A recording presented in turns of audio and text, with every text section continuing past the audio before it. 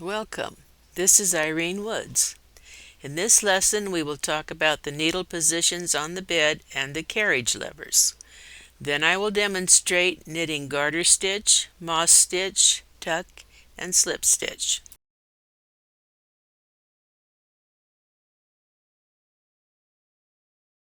One of the most exciting experiences when learning to use a knitting machine is creating pattern stitches. Items such as hats or scarves and even simple garments become designer quality when knitted in pattern. For best results, you should be comfortable using your knitting machine and be able to cast on, knit evenly in stockinette without problems, such as drop stitches or loops forming on the edge.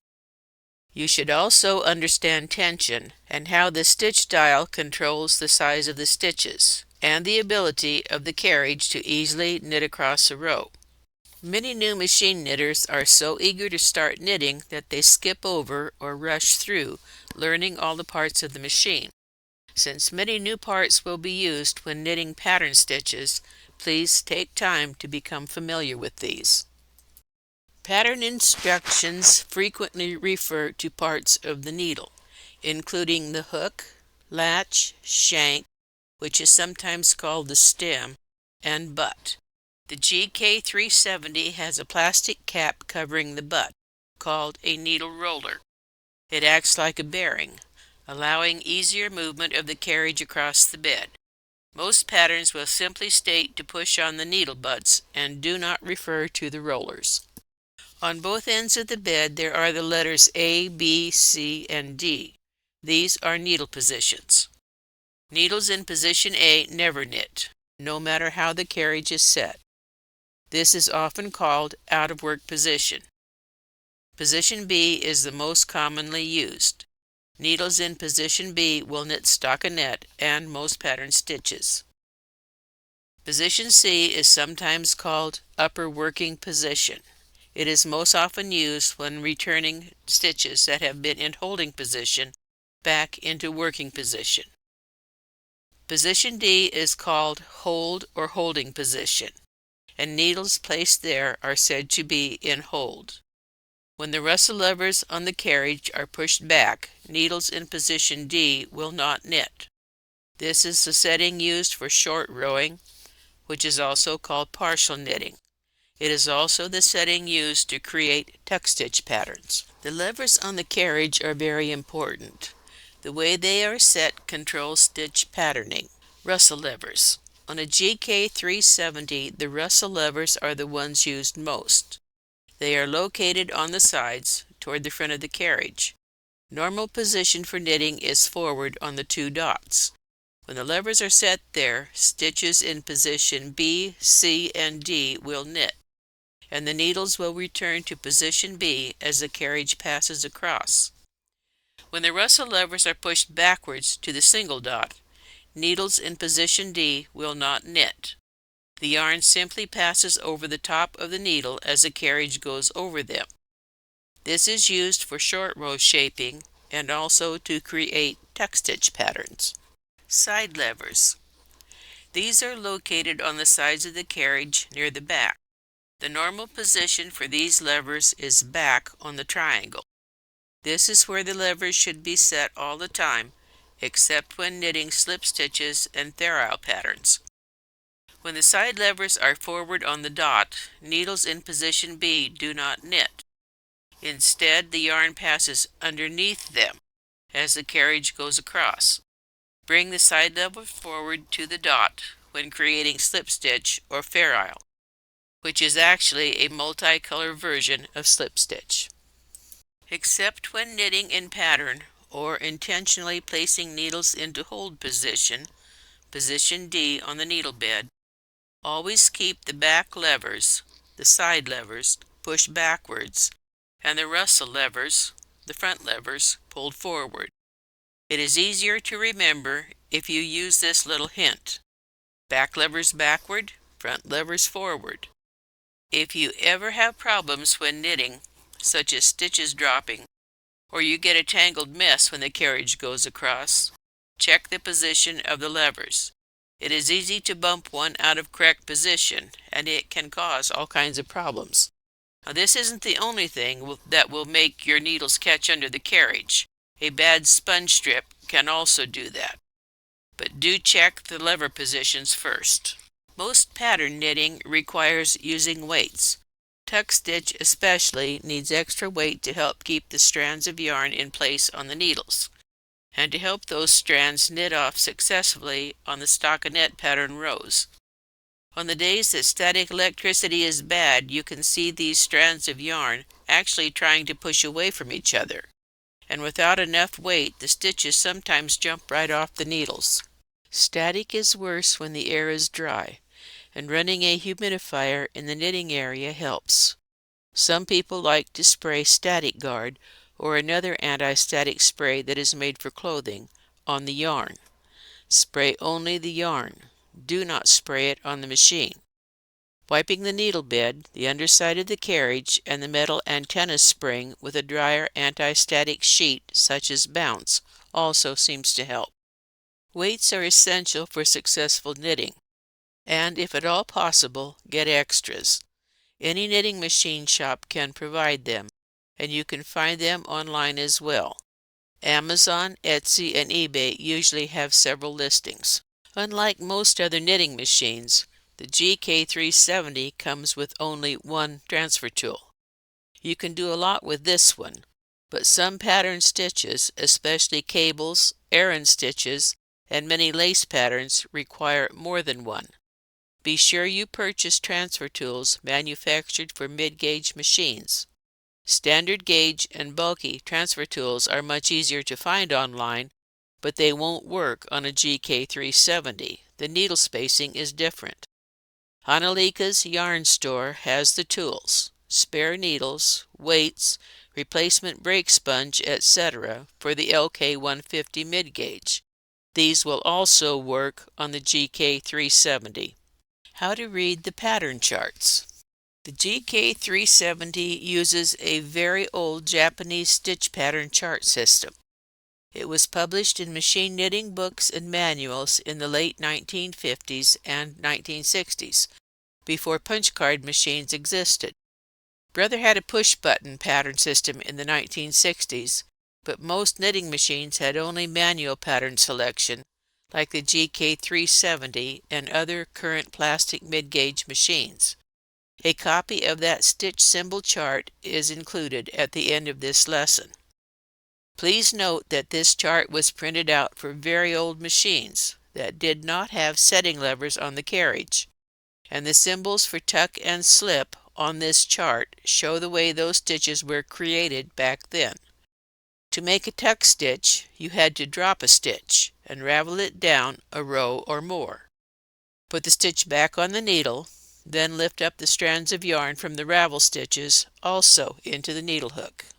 On those very old machines, to make a slip stitch, you dropped a stitch, but instead of picking up the strands of yarn, you just put the stitch back on the needle. If you wanted the dropped strand of yarn to show on the knit side, you replaced the stitch with the strand behind the stitch.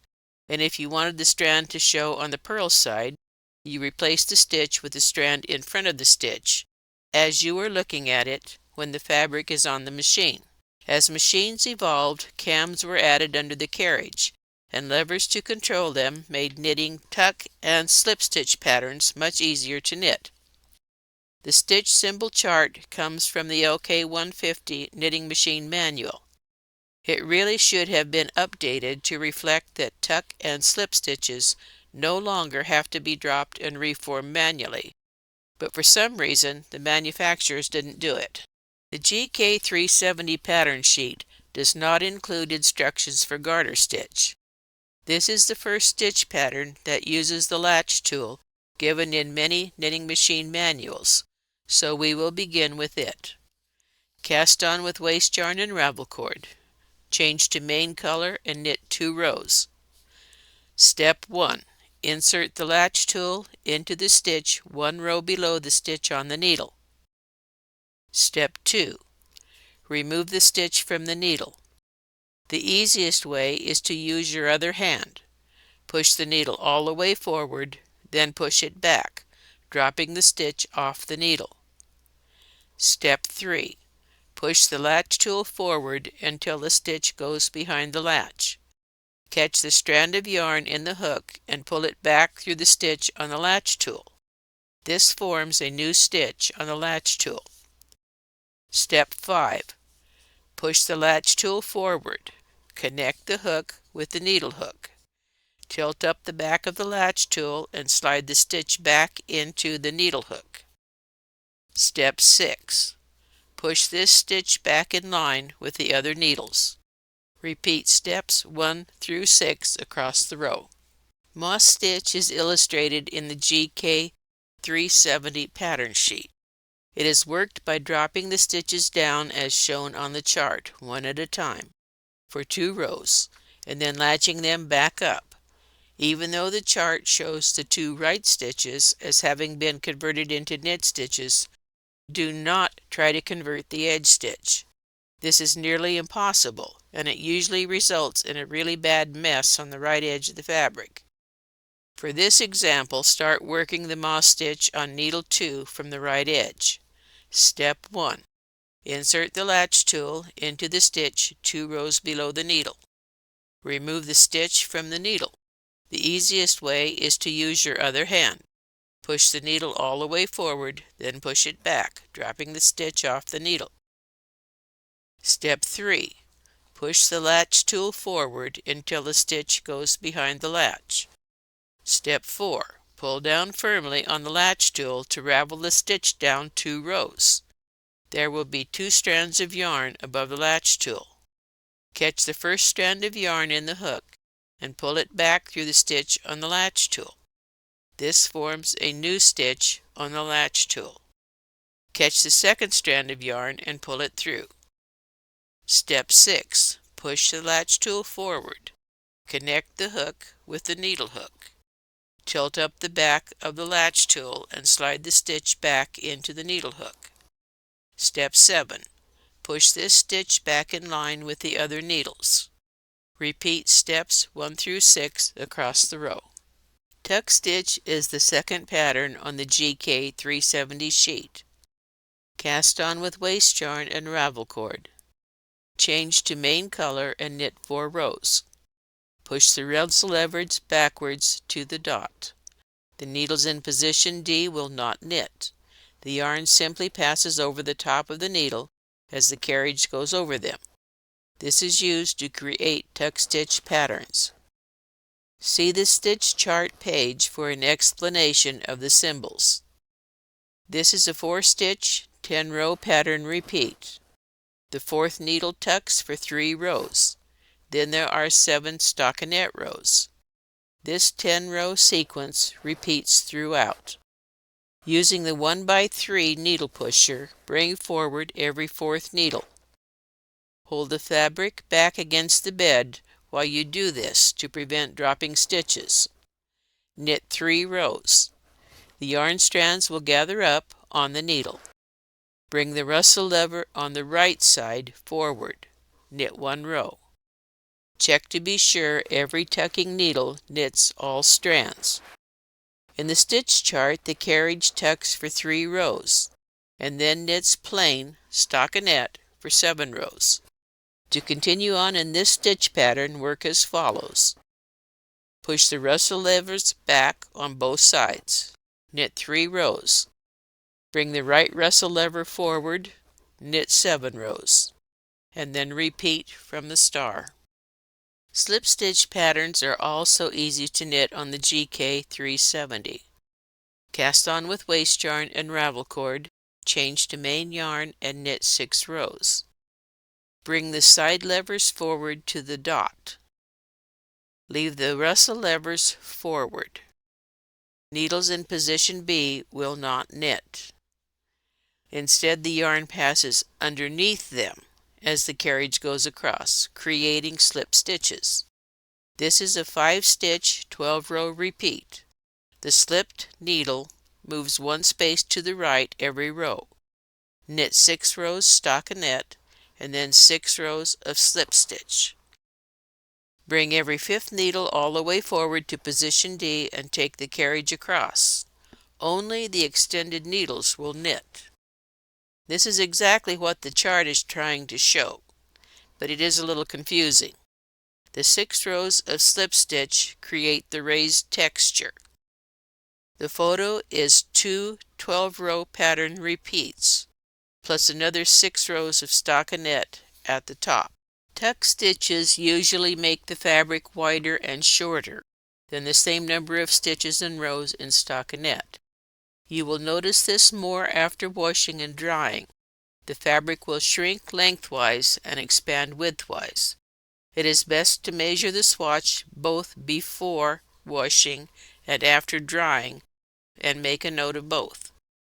Slip stitch patterns usually pull the fabric in widthwise. You will normally need to turn the stitch dial 1 or 2 numbers higher when knitting slip stitch rows. Remember to return it to the stockinette setting for the plain rows between slip stitch rows. This can take some concentration. Slip stitch fabric is almost always used with the purl side as a public side. Tuck stitches can be used with either side as a public one, depending on the stitch pattern. Some of them make interesting patterns on the knit side of the fabric, while some only show up well on the purl side. Take some time to experiment with both techniques. Always knit a generously sized sample. Wash and dry it before using it in a garment. It is critical to know how much it will change shape when laundered. We will cover more stitch techniques in a future lesson. Cables and mini lace stitches require more transfer tools, so do plan to purchase at least a 1x3 and a 2x3 transfer tool. The first one has a single prong on one end and 3 prongs on the other. The second one has 2 prongs on one end and 3 prongs on the other. As mentioned at the beginning of this lesson, be sure the tools are made for mid-gauge machines, such as the LK150.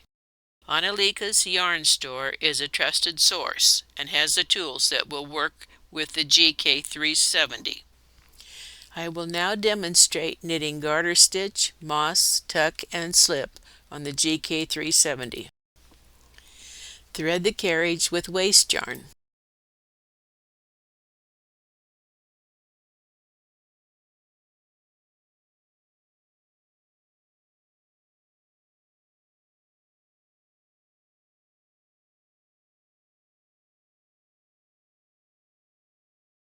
Bring the needles for the sample forward. Then return the alternate ones to position A out of work.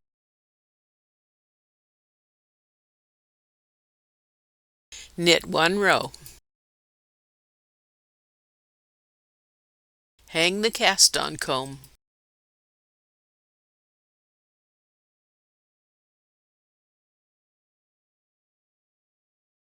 Knit 1 row. Bring the alternate needles back to work. Knit 8 to 10 rows of waste yarn.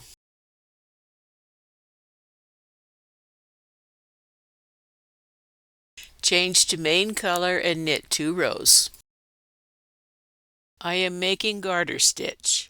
Insert the latch tool into the stitch below the needle. Drop the stitch, latch it back up, and replace it on the needle.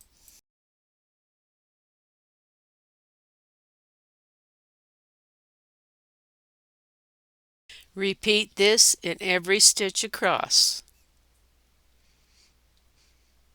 This makes 1 ridge of garter stitch. It takes 2 rows to create 1 ridge.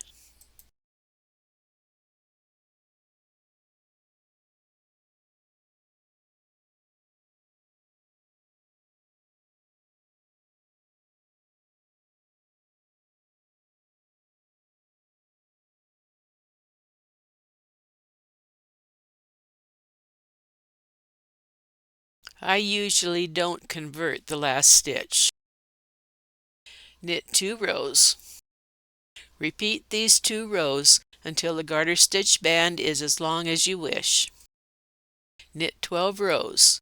This will separate the garter stitch band from a band of moss stitch, which is the next demonstration.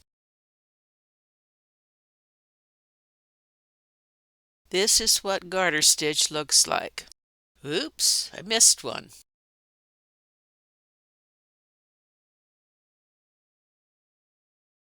I'm starting the moss stitch 2 stitches from the right edge on needle 3. Insert the latch tool into the stitch 2 rows below the needle. Drop the stitch from the needle. Pull down firmly on the latch tool to ravel the stitch down 2 rows. Catch the first strand of yarn with the latch tool and pull it through the stitch that is on the tool. Catch the second strand and pull it through. Return the stitch to the needle. To do this, push the latch tool forward and connect its hook with the needle hook. Tilt the back of the tool up and slide the stitch into the needle hook. Push this needle back into line with the other needles. Repeat, dropping and latching back up the stitches on needles 3, 6 and 7, 10 and 11, and so on across. You will be converting the stitches on 2 needles, then skipping 2, repeating all the way across.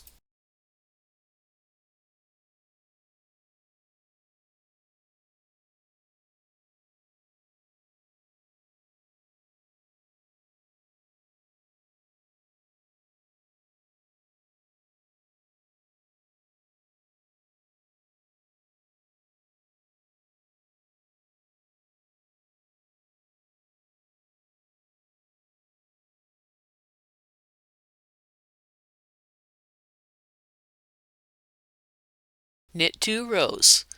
Convert the alternate pairs of stitches. This makes a checkerboard pattern of knit and purl stitches in a 4-stitch 4-row repeat. Repeat these 4 rows until the desired length.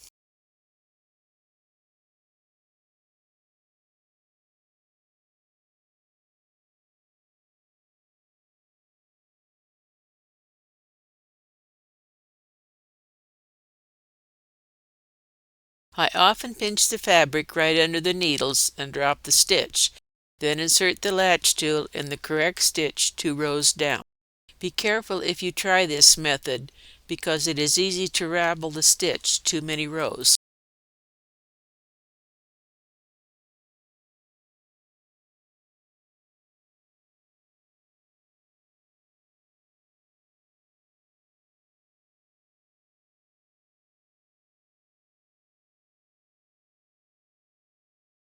I am now knitting 12 rows. To separate the moss stitch section from the tuck stitches I will be knitting next. But first, this is what moss stitch looks like. This is a large brass weight.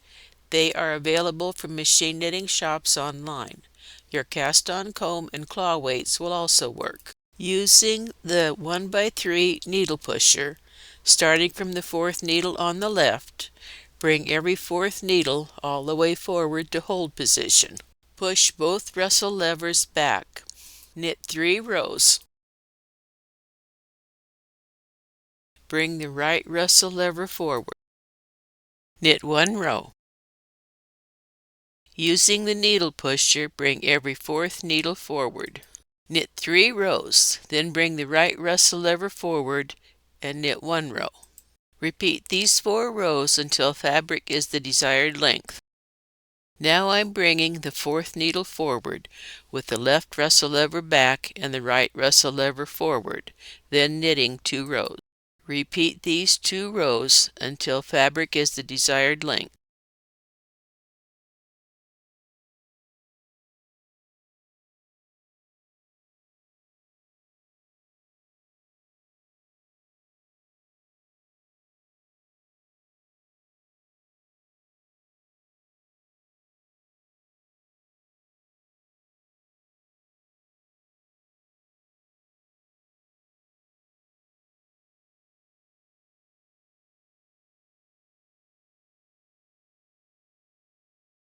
Knit 6 rows to separate the stitch patterns on the sample. Using the 1x3 needle pusher, starting from the 4th needle on the left, bring every 4th needle all the way forward. Push both Russell levers back. Knit 3 rows. Bring the right Russell lever forward and knit 1 row. Push both Russell levers back.